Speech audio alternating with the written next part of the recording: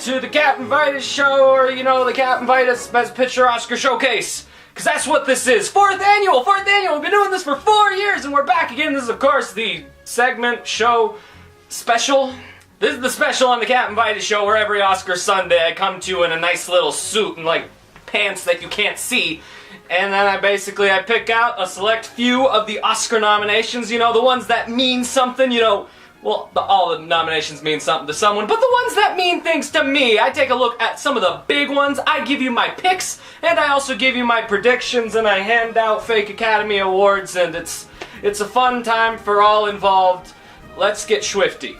And to start everything off, I got my listy lists right here. We're going to talk about that Best Animated Feature Film. I mean, this is probably my favorite category besides, you know, the other ones, because I love animation and whatnot and all the things it brings to us. And we have a pretty solid list of animations that got nominated this year. Those nominees being Kubo and the Two Strings, Moana, My Life as a Zucchini, The Red Turtle, and Zootopia. And also Your Name. Haha, wait, it wasn't nominated! Why? I sure don't know. Look, regardless of the fact the second best animation of 2016 isn't even on this list, this is still a very solid list for animation. I'm very happy to see The Red Turtle getting some recognition due to how excellent that film is. Then at the same time, this one's kind of a no-brainer. Pick and prediction, both the same. The Oscar goes to frickin' Zootopia. Of course it does. I mean, look at Zootopia. Look at the climate Zootopia came into. It's a movie that is so good at what it does. It's an excellent Disney film. It's an excellent anamorphic animals walking around movie. It's an excellent buddy cop movie, and it's an excellent social commentary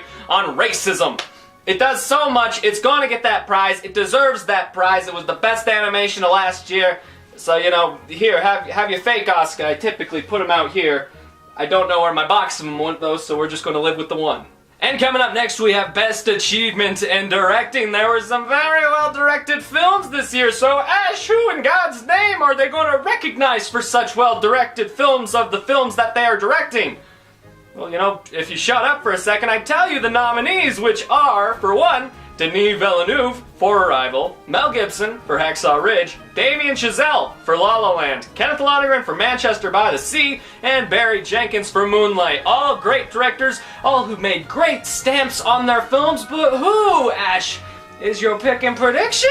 Well, thanks for asking me the easiest question of the night. Pick and prediction, same thing once again. Damien Chazelle for La La Land. I have a feeling he's going to take this, and you know what? He deserves this, because La La Land is just a movie where it has so much going for it, but the real star of that is that direction. And Damien Chazelle, to me, he is one of the most, if not the most, yeah, he is the most promising upcoming director I've seen in forever. I mean, this guy has 2 movies in, and already both 2 movies are masterpieces, so what are you gonna do here? If you watch La La Land, it's clear the amount of love and direction that went into it. So I have faith my boy is gonna take it, and then he's gonna go off and make a million other movies. Let's see if he does. Here, you can have your fake plastic thing now. And now coming up next, we getting into them acting nominations here. There's 4 of them acting nominations. What are we gonna start with? We are going to start with Best Supporting Actress. Who are the nominees, Ash? Oh my god, I don't even know! Well, you should have read the lists, but here you go, I have it for you. The nominees for Best Supporting Actress are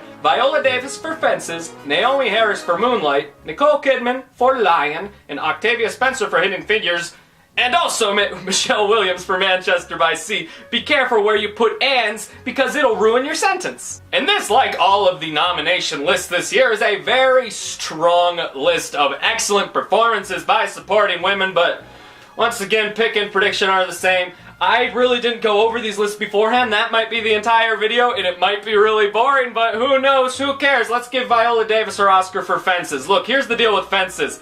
I don't love Fences. I think it's an okay movie. In that regard, I have a lot of problems with it. The one problem I don't have is the performances in that movie are absolutely phenomenal. They're breathtaking, and Viola Davis, oh my god in this movie. Oh my god in this movie. Not only is she just one of the best actresses working in Hollywood today, Fences proves that. She really gets into the deep nitty-grittiness of this character. She has some strong, powerful moments that hit you like a freight train. She's amazing. 10 out of 10. Best game, best game. Just give her the plastic award and then give her the real one. And coming up next, we have the same list, except instead of women, it's dudes, because it's Best Supporting Actor. in a supporting role in a film where they are not the main character, but they are supporting and they're very good, and the nominees are Jeff Bridges for Hell or High Water, Lucas Hedges for Manchester by Sea, Dev Patel for Lion, Michael Shannon for Nocturnal Animals, and oh my god, he gave such a good performance, and I still can't pronounce his name, Mahershala Ali, Marsha Ali, Marsha. It's getting mean now, You know, this guy, the guy from Luke Cage, yeah, he's nominated too for Moonlight. And honestly, of all the nominations I'm going to give to you today, this one is just the most like, yo, those guys did a good job. None of these are like J.K. Simmons level of like, oh my god, you blew my mind supporting actor acting. But there were some great performances in here. I love Jeff Bridges in Hell or High Water. I thought Lucas Hedges was a revelation in Manchester by Sea. All that being said, pick and prediction are the same again, because this show's going off the rails, and Marsha Ali is going to take it. Man, I can't pronounce his name, but this guy was truly, truly excellent in Moonlight. Despite the fact he's only in it for like so little, and by the time he's gone, you're sad. But that's the thing, he makes such a powerful impact on the movie that when he's gone, you feel his not presence. I don't know what the opposite of presence is. You feel him not being there because he did make such an impact on you in that first act. I thought he was excellent in the movie. He was actually excellent in 2 movies that were nominated for Best Picture this year. You know, yeah, give him this award, then give him the real award, and then give him like give him a Nickelodeon Kids Award. And now coming up next, we actually have one of the most difficult ones to decide, and that is the best performance by an actress in not a supporting role, but a leading one. I just had a very bad bacon burp. Let us read the nominations off. Now we got, for the nominations for Best Actress in a Leading Role, where they lead the role, we got Isabelle Huppert for Elle, we got Ruth Negga for Loving, we got Natalie Portman for Jackie, we got Emma Stone for La La Land, we got Meryl Streep for Florence Foster Jenkins. They should really hire me to just read these off all the time. I'm pretty excellent at it. And this list is really hard to choose from. I mean, like, everyone on here did very good. And there are lots of people who did very good and did not get the recognition. So who do you choose, Ash? Who's going to win? What's going to happen? I don't know. Okay, I kinda know. My pick and prediction are the same here once again, but with a little asterisk where I'm gonna say this. Originally, like right when I first saw it, I would have said nothing more than, you know what, Natalie Portman is gonna take this award, and she deserves this award for Jackie because she was a revelation in Jackie. She was incredible within that.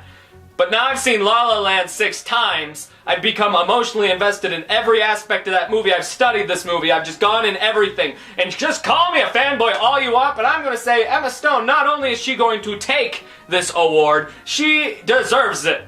Because she just does. She just does. I know there are other people in this category who are more deserving. People who just transform.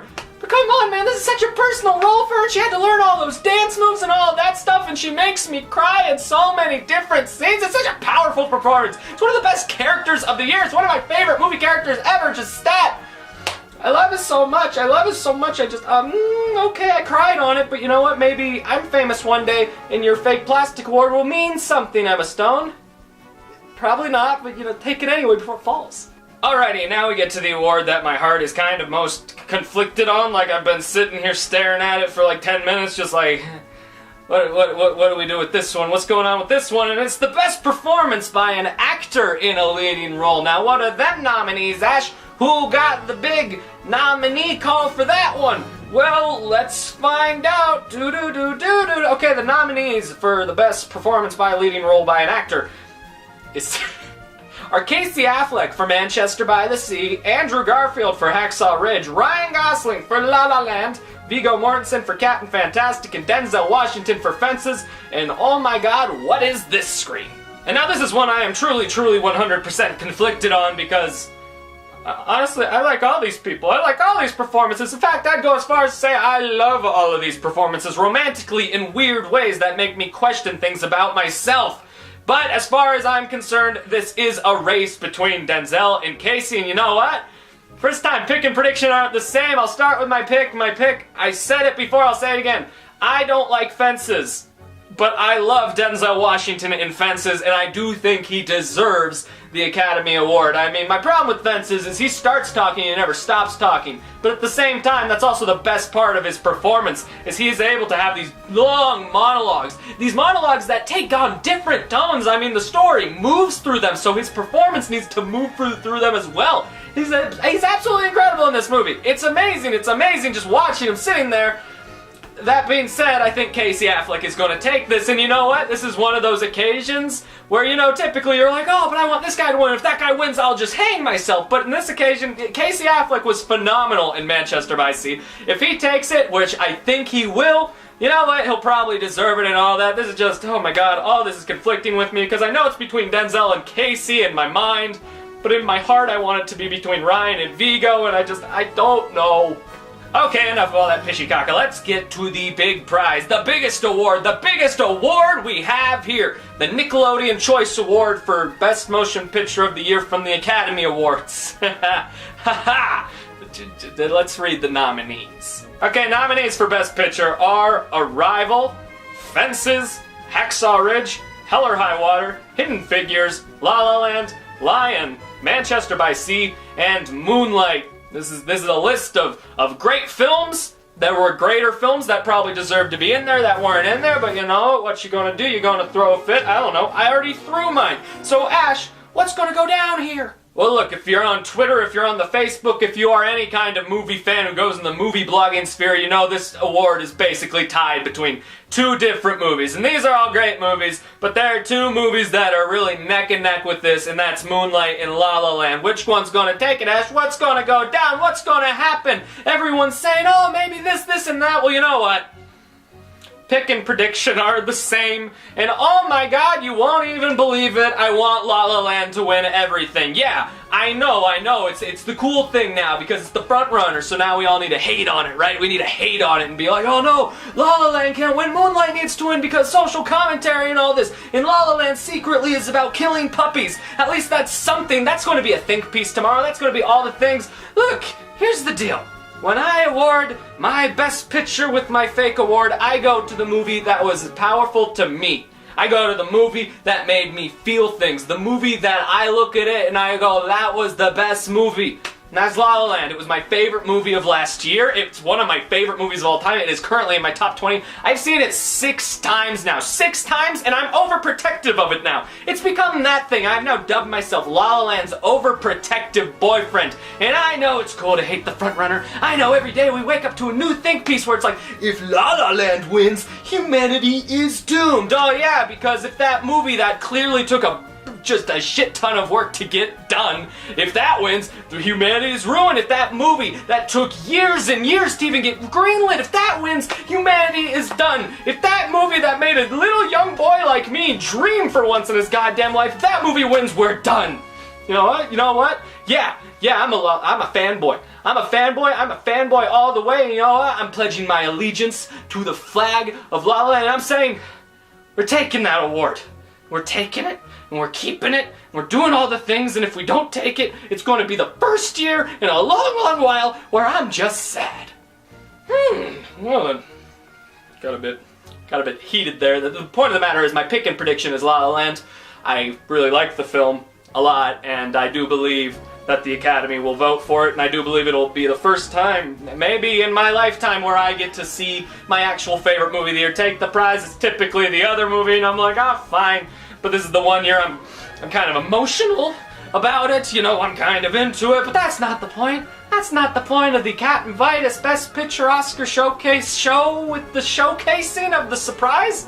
No, the point is, you know, to talk about the Academy Awards. We all love them. I love them. All of us movie fans, we love to sit down, watch that award show, have a fun time. So I want all of you to do that. I want all of you to have the fun, go to the parties, drink the champagne, root for your movies, get butthurt when your movies don't win, and yell at the friends that are at the parties, that, like, all the hipsters that are like, haha, your movie didn't win because it's popular, you know, like, just do all the things, people. Let me know what you're rooting for in the comment section below, what your hot take on La La Land is, and how it's really secretly about killing puppies and racism and all this stuff. I don't know, man. Here, the Oscar goes to you for nicest commenter. So, you know, earn it because I can take those away, and now I'm just gonna get undressed and go do a thing now. See you next year.